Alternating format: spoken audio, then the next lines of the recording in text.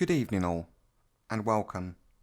Tonight we have a story written by yours truly, and I'm very excited for this one, as this is the first time that we take a deep dive into the dark web. If you like what you hear tonight, please don't forget to like, and if you'd like to let me know what you thought, you can comment, and if you want to see more, please don't forget to subscribe. But without further ado, I present to you the Dark Web Archives. This is your life.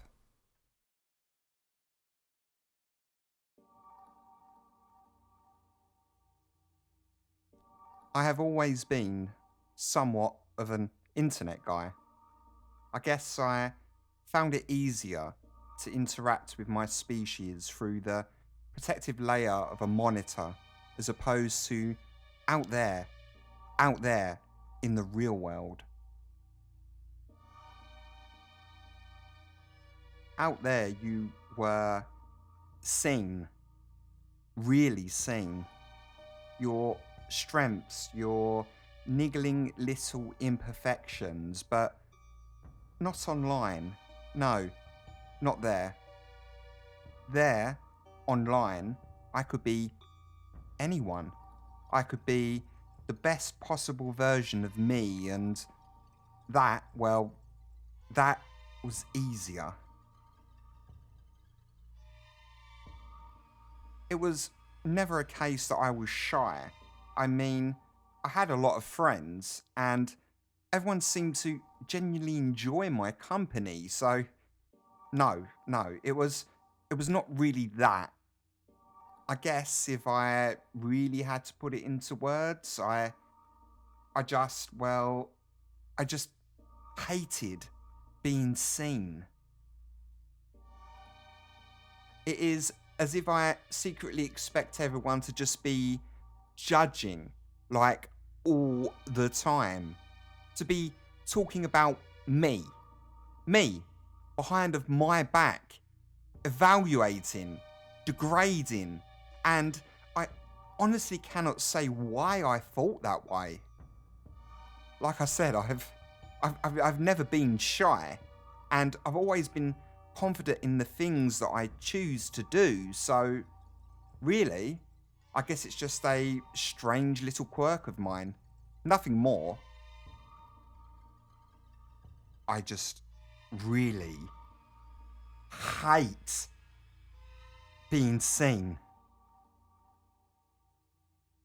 So, as I said, I spent most of my free time, my real time, online. Considering the odd nature of my outlook on the world, the standard web did not really do it for me. Social media, interconnectivity, knowing everything about everyone all the time. That was just as bad as out there. So, naturally, my curiosity and my need for privacy took me deeper. I yearned for something hidden, a place where I could just forget about my little quirk and just, as I said, be the best possible version of me. And that is what took me down into the depths, deep down there, down into the dark web.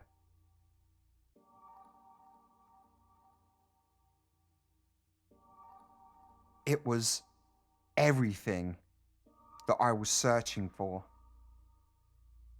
I had found a place where ideas were shared freely, independent, and unattached from the creator. Of course, there was the fair share of illegal activity that I'd stumbled upon during my time browsing, but that only served to enhance my fellow travellers' need to remain anonymous. That need, it spiraled out, it permeated the very fabric of the internet below of the internet. and it was everything that I had ever wanted. And so, that was me. That was how I spent every possible moment.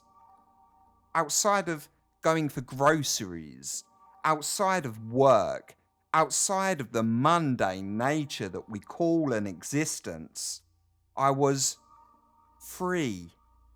I was whoever I wanted to be on whatever night that I chose, and finally, after so many years of feeling watched, I was finally alone. That was until everything changed. It was a typical night, and just like every other like it, I was browsing the dark web.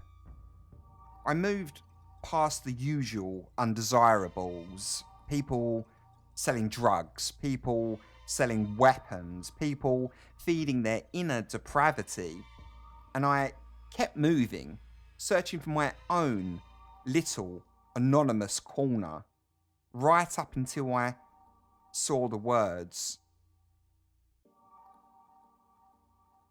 They stuck out amongst the rest. A beam of light breaking through the fog of the ocean, calling out there to the ship drifting against the dark black, yearning, pleading, guiding, anything to just bring the vessel home. A beacon within the night, welcoming, begging for me to make land. They stood tall, they stood clear, and they had already claimed me from the very moment that I first saw them. This is your life. Without thinking, I was already clicking into the site.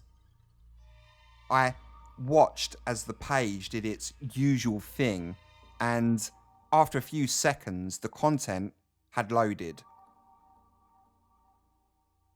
Initially, what appeared seemed to be several videos. There were 10 of them, split amongst 2 rows, with 5 in each, and for a moment, I felt a twinge of disappointment growing from within me. That was before I realised exactly what I was seeing. They were not videos, they were live streams. Within one, someone appeared to be cooking in their kitchen, and on another, there was a man watching the television from his position on his sofa.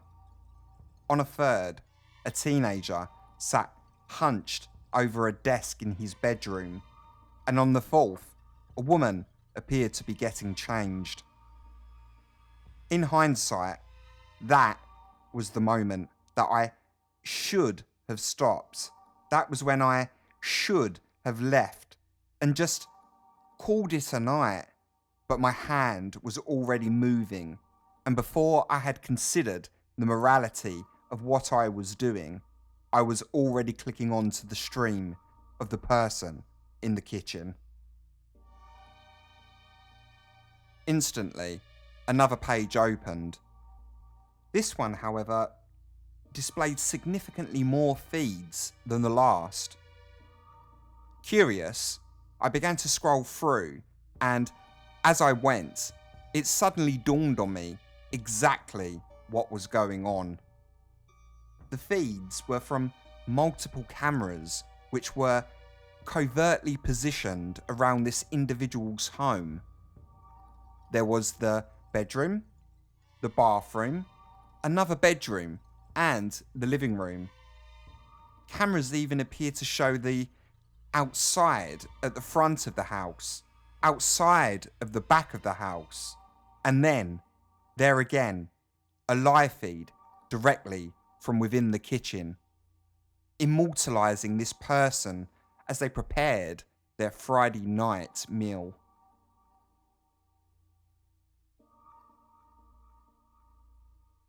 As I watched the stranger cut up vegetables and my inner voyeur savoured the scene of this person turning on their oven, something within me was growing. It was there, somewhere hidden. Down there, within the darkest and deepest depths of my soul, hidden within that unseen place that we all have, that place where we store our deepest desires. It was growing, and it was stretching, and it was infecting everything that made me what I am. It oozed, and it seeped, and it quickly pushed its way through the cracks and into whatever remains of my humanity. It was a desire to watch instead of being watched, instead of feeling watched. It grew and it persisted, and even though I did not know it, it would become my everything.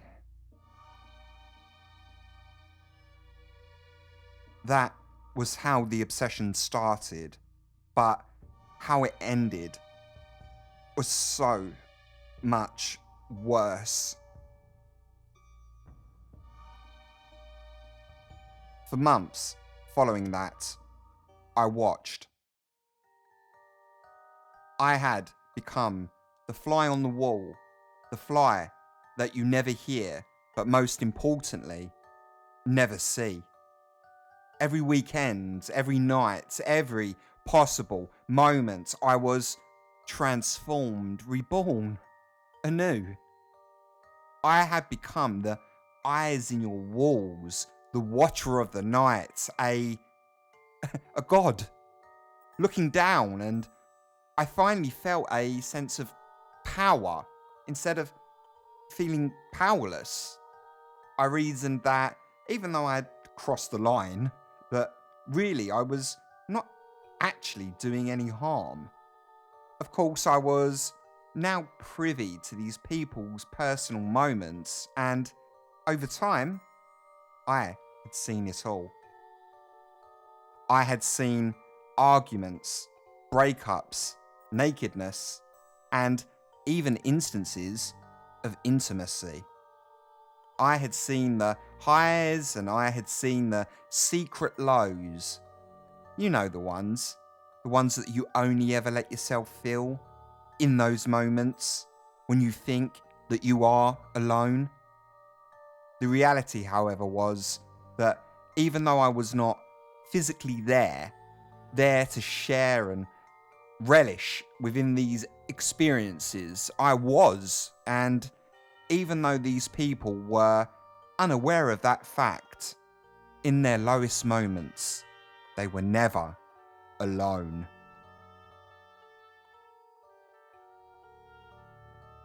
It had become an escape, or at least at the time, it felt like one. Looking back now, I can see what it truly was.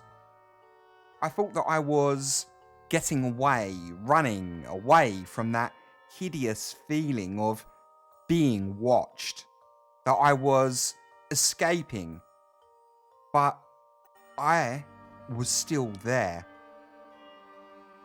down within that hole of despair. The actual reality of my existence had never changed. I still held that little quirk within me, and no matter how hard I watched, no matter how long I watched, and no matter what I watched, I knew that it would not last. Every time I knew that soon I would have to sleep, and soon I would have to go back out there to dance yet again with the feeling of feeling powerless. Over the following weeks, watching began to bleed into my real life. I would find my mind wander at work, and I would imagine all the things that I would see later that night. I would picture what my unwilling friends would be doing, what they were doing, without me to watch them.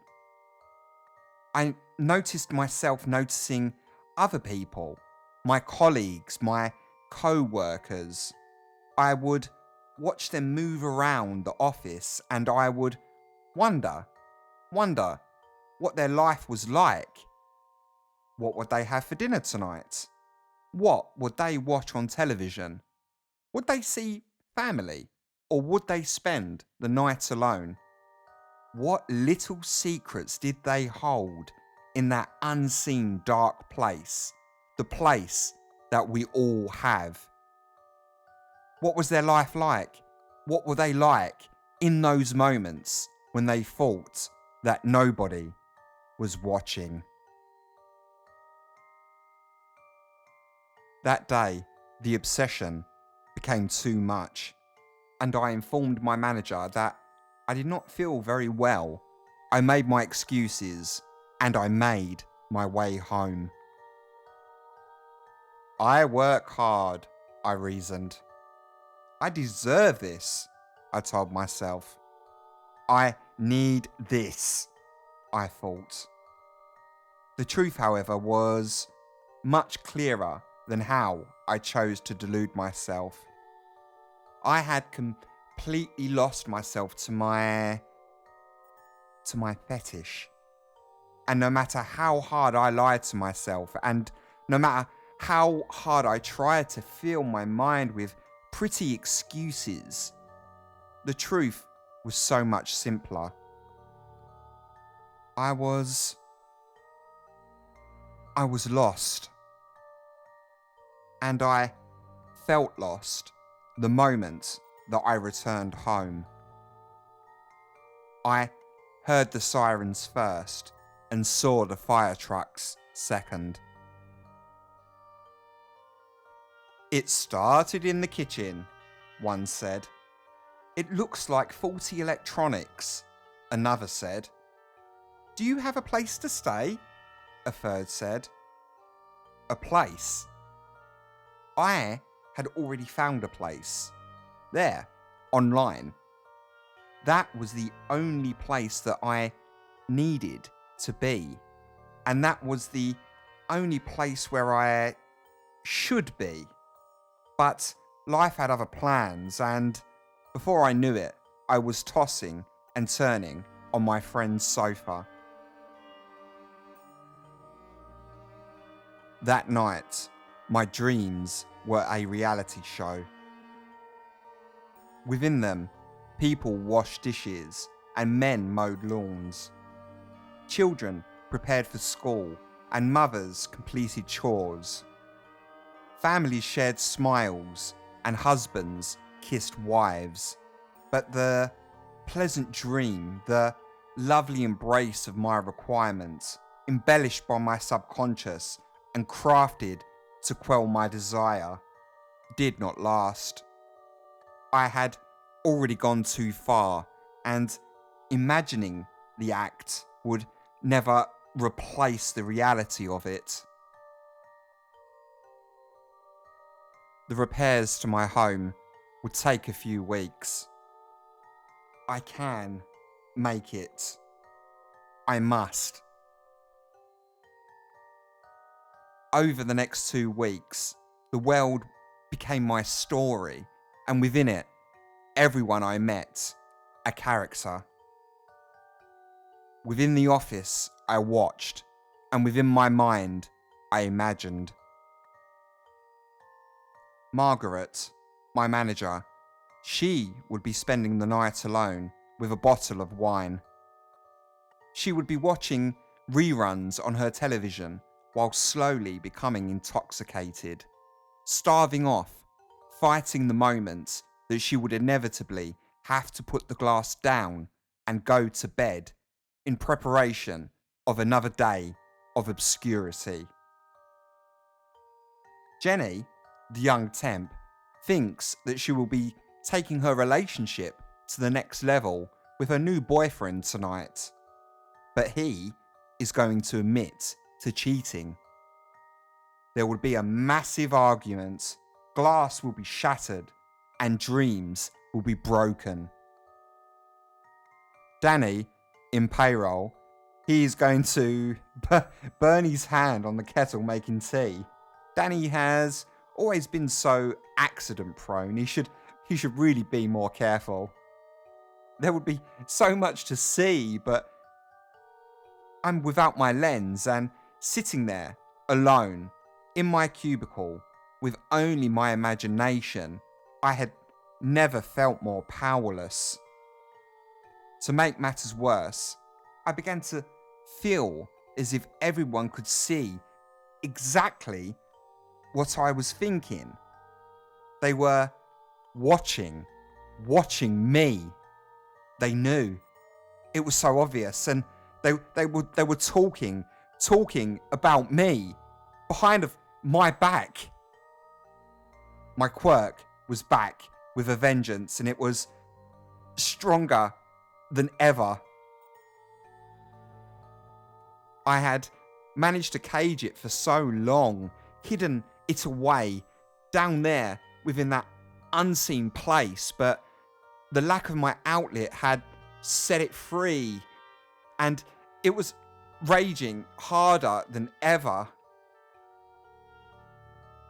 I remember looking at my calendar on the side of my cubicle, the one with X's neatly crossed over each day, counting down to the moment that my home will be ready, and thinking, begging, pleading with my demons, bargaining with my desires to just give me one more day. Tomorrow, my home will be ready, and tomorrow I could watch once more.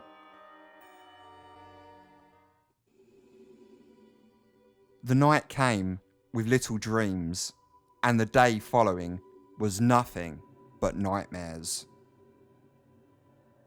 I tried to fill the void, but the stories I crafted were not enough. By lunch, I was sweating, and by 5 o'clock, I was shaking. But it did not matter. I could finally go home, not to the place where my possessions were, not to my kitchen, not to my room, not to the bricks, and not to the mortar. No, I could go back to that place, the place that I felt at peace, the place where I belonged, where I could watch the dark web. The journey home was a mystery, and before I knew it, I was in my room, turning on my desktop computer and reclining within my chair. Sweet temptation, I am yours. For the next few hours, I was gone. Everything that had been building, the tension, the feeling of feeling watched, the desire, all of it perfectly melted away. It fell from my skin like dirt in a shower. And finally, after 2 long and terrible weeks, I felt clean once more. I moved from camera to camera, watching people go about their lives. I spent an hour watching a man watching television, and another watching a woman in her evening exercise routine, and as I watched her legs, watched them move around on the exercise bike, moving around in a distorted and pixelated blur, I imagined, what was she thinking? What was her drive? What was her desire? Why was she spending her free time sweating, struggling? Why bother pushing against the tide when you can watch someone else do it? I smiled slightly to myself as I clicked onto another feed. This one, however, caused me to pause.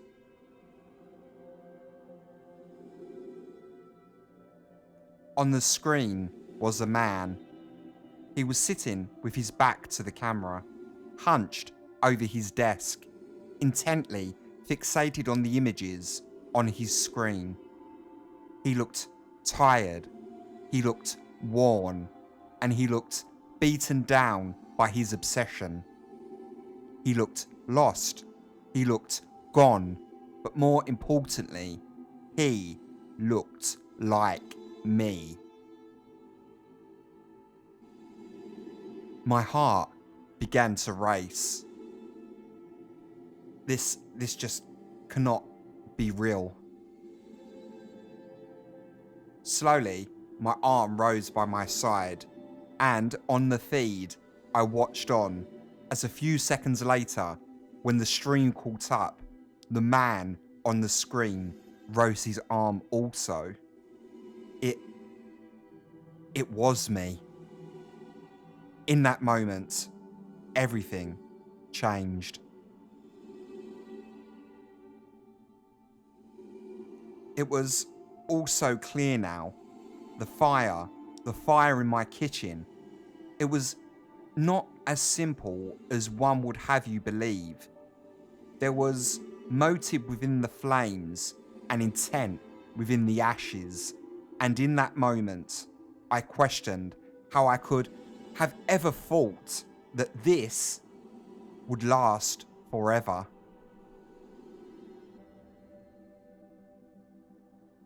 I had stumbled down into that dark, unseen place that we all have. I had become lost. I was gone. And in that desperation, I had lost myself to my obsession, but more importantly, lost my ability to think objectively.